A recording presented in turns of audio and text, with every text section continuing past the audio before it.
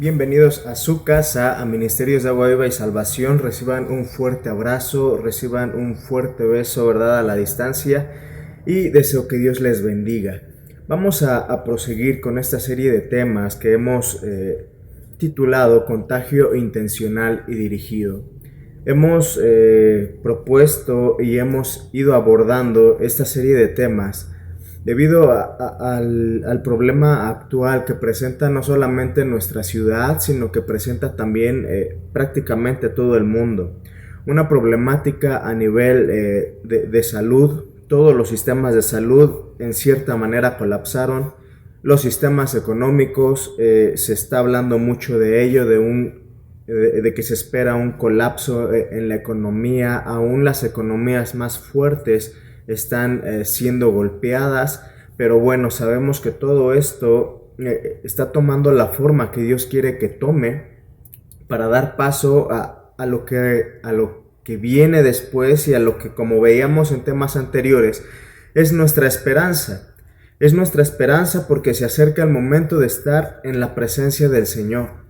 Se acerca ese momento de que vamos a estar delante del gran Rey para alabarle y bendecirle eternamente y para siempre.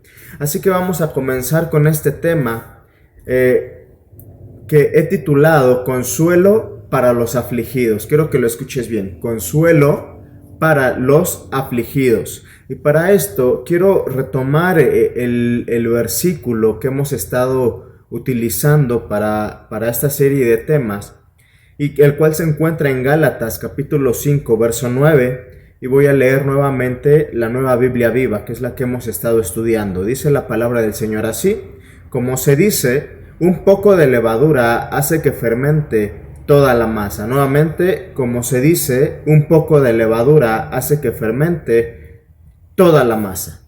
Ahora bien, a este versículo podemos darle una connotación ciertamente negativa, porque en realidad el Señor está tomando una cierta, les está dando a través de esta enseñanza que se están contaminando con la manera en cómo los demás hacen las cosas. A través del apóstol Pablo, el Señor está diciendo: mira, un poco de levadura puede echar a perder tu vida espiritual. Un poco de miedo, un poco de crítica, un poco de juicio hacia los demás, un poco de basura, digámoslo así, hacia los demás, puede perjudicarte a ti. Fermenta toda la masa. Pero también le podemos dar una connotación más positiva, una connotación que nos haga crecer a nosotros como hijos de Dios y como habitantes del reino de Dios. Hablando en estos tiempos, hablábamos hace algunas semanas atrás acerca del miedo. La semana pasada hablábamos acerca de la crítica, ¿verdad? De que Dios no nos puso aquí para criticar a los demás. Dios no nos puso aquí para juzgar a los demás. Y en el caso del miedo, no nos puso aquí para esparcir el miedo, sino para dar confianza.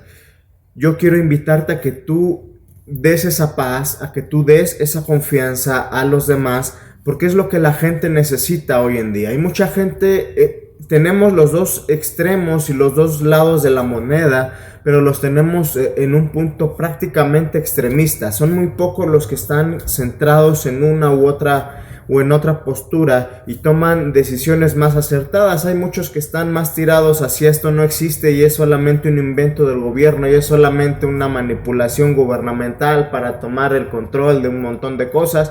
Y bueno, también pueden tener razón, pero también está el otro lado de que el coronavirus existe y mata y infinidad de cosas, ¿verdad? También es algo cierto. Pero nuestro trabajo como hijos de Dios es transmitir esa paz, es transmitir esa confianza, es transmitir el poder de Dios hacia los demás, hacia las demás personas. Y bueno, todos tenemos un fondo de conocimiento personal diferente. Y eso no voy a tratar el tema a detalle, pero quiero que tú sientas empatía por las personas que no tienen el mismo conocimiento que tú. A veces nosotros nos montamos como lo dice vulgarmente, ¿verdad? Nos montamos en nuestro macho y solamente nosotros tenemos la razón y solamente mi manera de pensar es la adecuada y solamente la manera en que yo hago las cosas es como se deben de hacer, nadie más las sabe hacer mejor que yo, solamente yo sé cómo hacerlo, solamente la manera en que yo las estoy haciendo es la manera correcta, porque así lo dice y podemos poner infinidad de ejemplos. Pero bueno, yo quiero que tú sientas empatía hacia los demás, que tú sientas, que te pongas en el lugar de los otros. Lo tratábamos en el tema de este domingo, el domingo 2 de agosto, que ya tuvimos nuestro primer servicio presencial. Pero yo les decía, pónganse en los pies de los demás, pero pónganse en los pies con ese fondo de conocimiento que ellos tienen. Porque a veces criticamos la labor de un subsecretario de salud, pero lo criticamos desde nuestro punto de vista. No tomamos en cuenta que él tiene estudios en medicina, que él tiene estudios en epidemiología, que él tiene incluso hasta un fondo político, una manera de expresarse que nosotros, sinceramente, al menos yo, no poseo. Entonces, ¿cómo me puedo poner en los pies de esa persona? Pues simplemente mentalizándome, y me gusta mucho cómo da mi esposa esa enseñanza a los niños, poniéndome los lentes de Dios para ver cómo Dios estará viendo las cosas.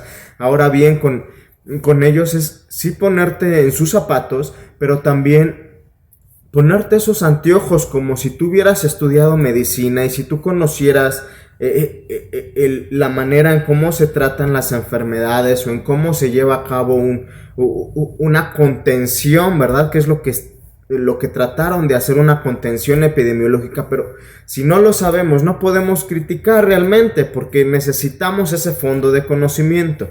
Entonces yo te invito a que seas empático y a que le dejes al gobierno que haga las legislaciones, y nosotros vamos a enfocarnos en lo que a nosotros nos toca. Ahora, este miedo, esta crítica, esto que contamina, esta basura que te estoy diciendo, a veces dice la palabra del Señor, no hace daño lo que entra, sino lo que sale, sino lo que es expulsado de ti hacia los demás. Todo eso puede ocasionarte consecuencias tanto psicopatológicas como fisiopatológicas. ¿A qué me refiero a esto? Puede ocasionarte, como te decía mensajes atrás, el miedo puede generar en ti una serie de trastornos que van desde aquellos que afectan la mente hasta aquellos que ya incluso empiezan a verse visualizados en nuestro cuerpo. Una presión arterial alta, una tendencia hacia la diabetes, etcétera, ¿verdad? Hay muchísimas enfermedades que son causadas por estrés. El mismo cáncer se dice que es incluso causado, ¿verdad? También por estrés. Pero bueno, es una enfermedad que en el ámbito de investigación ni en el ámbito médico es considerada una enfermedad multifactorial, una enfermedad compleja, como muchas otras enfermedades que también son consideradas complejas. Todo eso puede ser que sea dañada tu integridad espiritual, y eso se debe a que muchas veces somos jactanciosos, a que muchas veces, sin darnos cuenta, estamos manejando un mal carácter. A veces creemos que somos muy justos o que somos muy humildes, pero estamos manejando un mal carácter. Estamos externando quizá ofensas, quizá no lo estás diciendo con palabras, pero esas ofensas las estás haciendo sí con actos, en maneras de hacer las cosas, en cierto legalismo que en ocasiones hay en nuestras personas, porque nadie está exento de ser en cierta manera legalista, porque tenemos un conocimiento que nos ha sido implantado desde nuestros líderes que nosotros hemos estado bajo su liderazgo. Ellos han depositado en nosotros ciertas semillas, ciertas formas de hacer las cosas, y efectivamente en ocasiones se nos quedan esas maneras de hacer las cosas cuando muchas de ellas ni siquiera son bíblicas y se quedan en el quehacer ministerial de las personas, y terminamos siendo en cierta manera legalistas. Ahora, hay hechos, hay pecados, hay inmoralidades que como ya las hacemos de manera cotidiana, ya pasan imprevistas. Como te decía, a veces nosotros estamos externando un mal carácter, que tú no te das cuenta, los demás a tu alrededor se dan cuenta, pero tú, a tus ojos, a tu vista, tú estás bien. A tu vista, a tu manera de pensar, a tu manera de hacer las cosas, todos los demás están mal. Cuando en realidad todos los demás están viendo desde un sitio afuera y se están dando cuenta de que tu carácter no es el más adecuado. Que a veces estás contento, que a veces estás enojado, que a veces estás insoportable, que a veces, vaya, tú sabes a qué me refiero y estoy seguro que estás pensando en más de una persona cuando deberías estar pensando precisamente en ti. Ahora, siempre un mal carácter, siempre el miedo, siempre las críticas, siempre las posturas a veces que tomas con demasiado legalismo terminan contaminando tu vida espiritual. Ahora, retomemos el versículo 9 de Gálatas 5.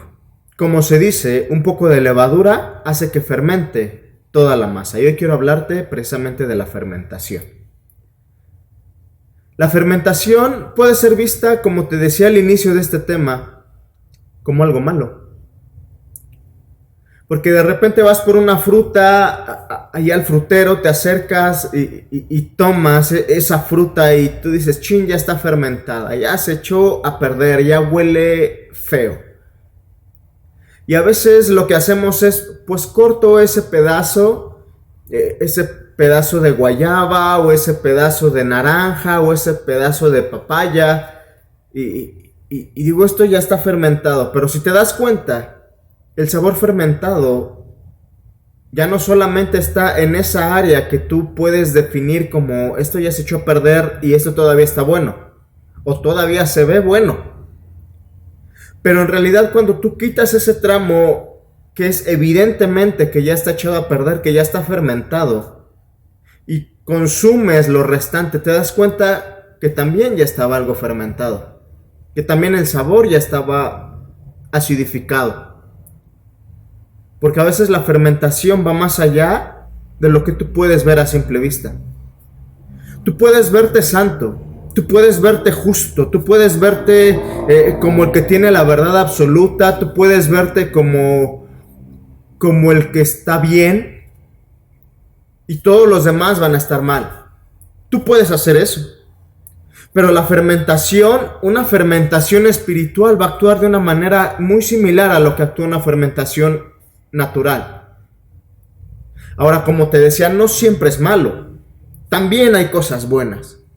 ¿Qué es el proceso de fermentación? No es otra cosa que es un proceso bioquímico cuya labor es romper moléculas grandes o transformar moléculas grandes en moléculas más pequeñas.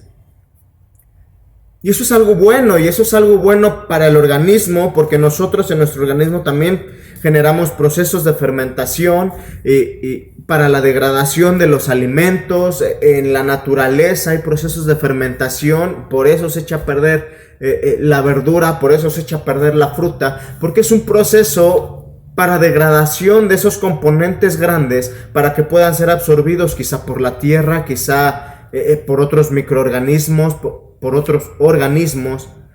Infinidad de opciones tenemos en la naturaleza. Pero todo pasa con un fin y es con un fin que regularmente, al menos en la naturaleza, porque Dios todo lo formó de una manera tan perfecta que tiene un fin bello y un fin para nuestro beneficio. Esa fermentación facilita la adquisición de nutrientes para nuestro cuerpo. Es más, el ser humano ha sabido aprovechar el proceso de fermentación. Te voy a poner simplemente algunos ejemplos. Es más, para producir moléculas, para producir incluso medicamentos, para producir algunos productos que son para nuestro beneficio. Hay muchos antibióticos, hay muchas medicinas que son obtenidas a partir del proceso de fermentación. A partir de ese proceso de tomar algo grande y convertirlo en algo pequeño. Porque a veces eso pequeño es más sencillo de distribuir. En este proyecto de Samaritan's Purse en el que somos beneficiados, ¿verdad? Por la asociación Billy Graham también. Recuerdo que estas 2 veces que hemos sido beneficiados con ese proyecto, hemos asistido al lugar donde han llegado los trailers para descargar ese material que después va a ser distribuido a los niños de nuestras comunidades. Y te das cuenta que llega el tráiler enorme.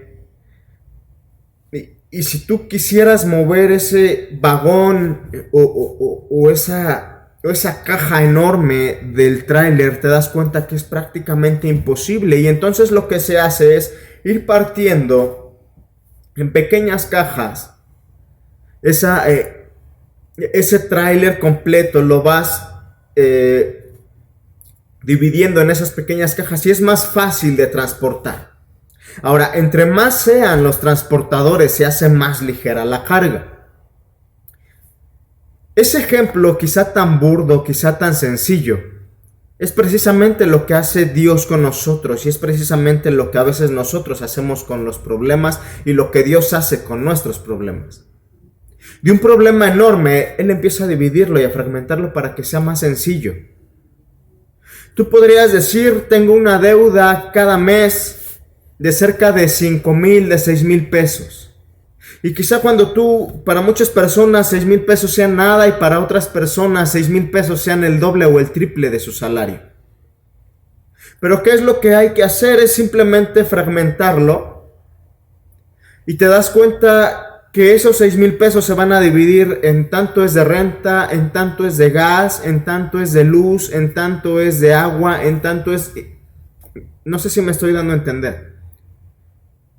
Pero esa fragmentación hace las cosas que sean un poco más sencillas de distribuir. El conocimiento que académicamente obtenemos nos lo fueron fragmentando poco a poco. No fue que alguien llegó, un maestro, y nos dijo, mira, las cosas son así y el cuerpo humano funciona así, la bioquímica y entonces la ingeniería funciona así, sino que todas nuestras clases, todo nuestro conocimiento que poseemos nos lo fueron fragmentando para que fuera más fácil de digerir.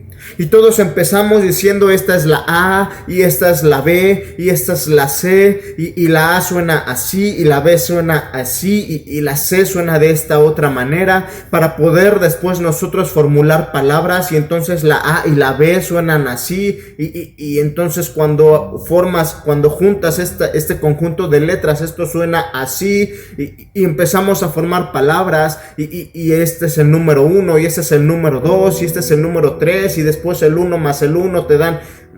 Me estoy dando a entender. Yo espero que alguien me esté diciendo amén. Porque es precisamente lo que Dios hace. Y a veces en su palabra Dios también nos hace una fragmentación del conocimiento para que nosotros podamos comprender poco a poco la verdad que está inmersa en la palabra del Señor. Es más difícil de consumir. Es más fácil de consumir, es más fácil de digerir. Y eso, amado hermano, te tiene que dar un cierto consuelo. Este tema se llama consuelo para los afligidos.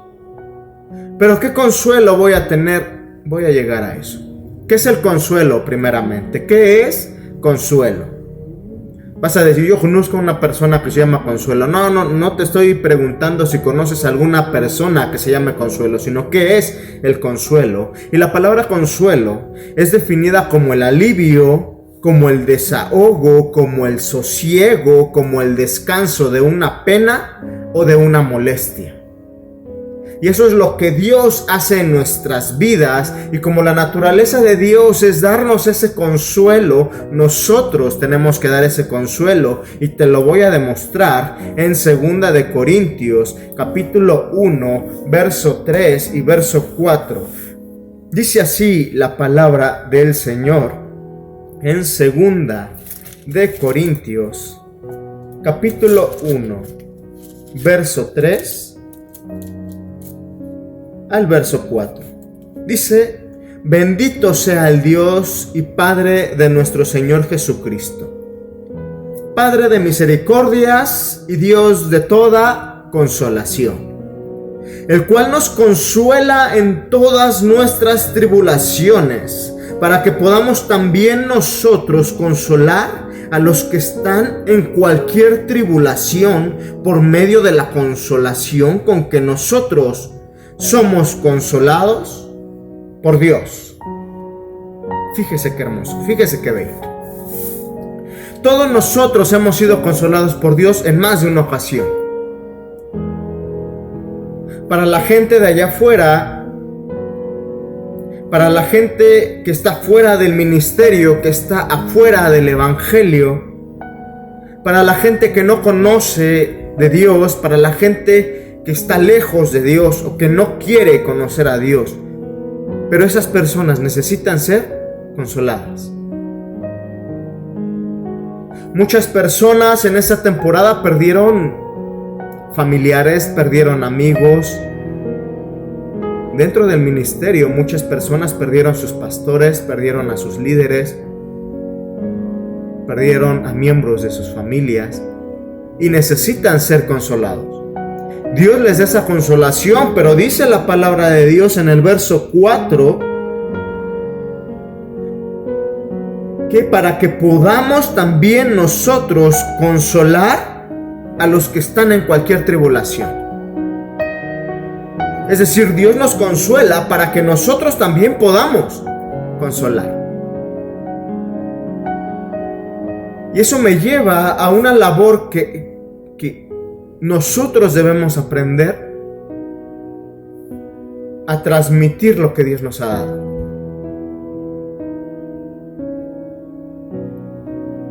A veces esas personas no necesitan un sermón. A veces esas personas no necesitan un regaño. No necesitan una prédica de 30 minutos o 40 minutos. No necesitan que les leas 15 o 30 versículos. Lo que ellos necesitan es simplemente un testimonio o un ejemplo de lo que Dios ha hecho para ellos empezar a tener ese consuelo y esa esperanza. ¿Sabes qué? A mí un familiar murió, una persona muy cercana a mí murió, y que les cuentes el testimonio de cómo Dios te da esa paz y esa tranquilidad y ese consuelo. Cuéntales tu testimonio. Pero te voy a decir otra cosa. A veces tu testimonio dice otra cosa de lo que dice tu manera de caminar, tu manera de andar, tu manera de dirigirte. Y eso lo veo a distintos niveles del ministerio. A veces decimos amar, pero no sabemos perdonar. A veces decimos amar, pero no sabemos aportar. A veces decimos amar, pero no servimos a los demás. Decimos servir, pero en realidad te sirves a ti mismo. A veces eso es lo que pasa. Y lo digo por todos y es para todos, incluyéndome a mí. No vayas a pensar que estoy echando pedradas, sino que en realidad cuando Dios habla, primeramente me habla a mí también. Y este saco es necesario que nos lo pongamos todos. Pero quiero darte ese consuelo y quiero darte esa esperanza. Todos somos capaces de consolar a otros. En el verso 5 Dice la palabra del Señor ahí en 2 de Corintios 1:5. Porque de la manera que abundan en nosotros las aflicciones de Cristo, así abunda también por el mismo Cristo nuestra consolación. En este camino no vas a dejar de sufrir. Y quizá mucha gente se va a desanimar al escuchar estas palabras. En el cristianismo vas a sufrir. En servir a Dios vas a sufrir. En tratar de hacer lo correcto vas a sufrir. En intentar hacer lo adecuado vas a sufrir. Pero dice la palabra de Dios, en ese mismo versículo donde te dice que vas a sufrir, así como vas a sufrir, va a abundar también la consolación. Así que si tú estás sufriendo en este momento, quiero decirte que tienes consuelo esperándote después de ese sufrimiento en el nombre de Jesús. Y alguien debe de estar diciendo amén a eso. Quiero decirte que por ese desierto, por ese sufrimiento, por esa escasez, por esa pérdida que estás pasando, hay una consolación que te está esperando. Por ese sufrimiento, por ese dolor que estás sintiendo, por ese llanto que escurre por tus ojos, por tu rostro, hay una consolación. Fíjate lo que dice el verso 6 y te voy a leer la palabra de Dios para todos. Si sufrimos, es para el consuelo y la salvación de todos ustedes. Igualmente, si tenemos consuelo, es para consolarlos y darles fuerza para enfrentar con paciencia los mismos sufrimientos que tenemos nosotros. Lo que tú viviste, lo que tú estás viviendo, alguien más ya lo vivió. Y te voy a dar la palabra de promesa. Y lo superó. Y lo venció. Yo sé que hay mucha gente que ha de estar sufriendo aquí. Yo sé que hay mucha gente que está pasando por problemas quizá familiares.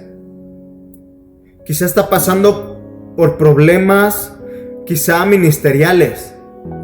Que está pasando quizá por problemas personales.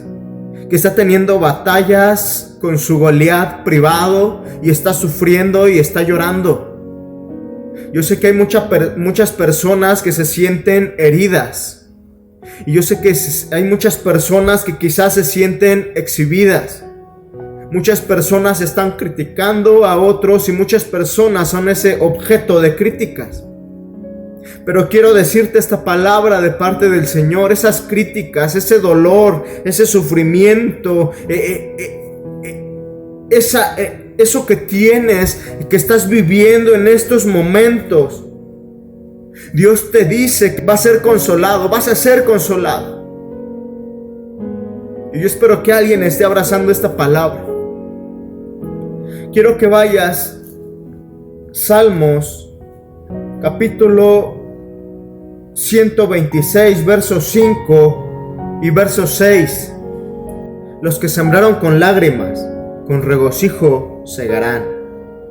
Irá andando y llorando el que lleva la preciosa semilla, mas volverá a venir con regocijo, trayendo sus gavillas.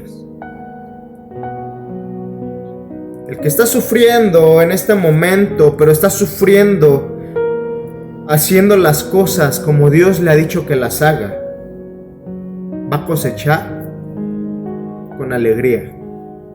Si tú estás trabajando para la obra de Dios, vas a cosechar con alegría. No importa lo que los otros estén diciendo de ti.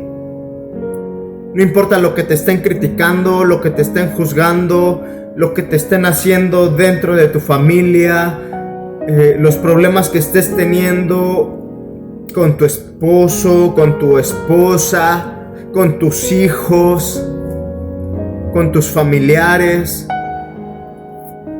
con tus profesores, con tus líderes. Si tú estás haciendo lo que Dios quiere que tú hagas, vas a cosechar con alegría. Y es aquí donde le pido a Dios que Él bendiga a cada uno de su pueblo.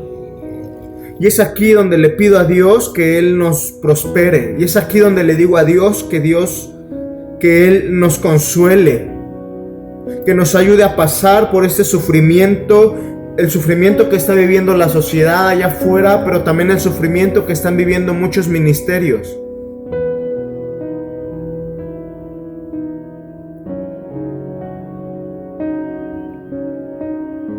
Quiero invitarte a que tú consueles a los afligidos. No los lastimes más. Mucha gente, lejos de seguirlos lastimando, necesitan ser abrazados. Necesitan ser apapachados. Necesitan ser perdonados. Mucha gente no necesita tu indiferencia, no necesita tu enojo, no necesita tus desplantes. Necesitan tu amor, el amor de Dios que a través de ti fluya. Necesitan perdón, necesitan empatía, necesitan consuelo.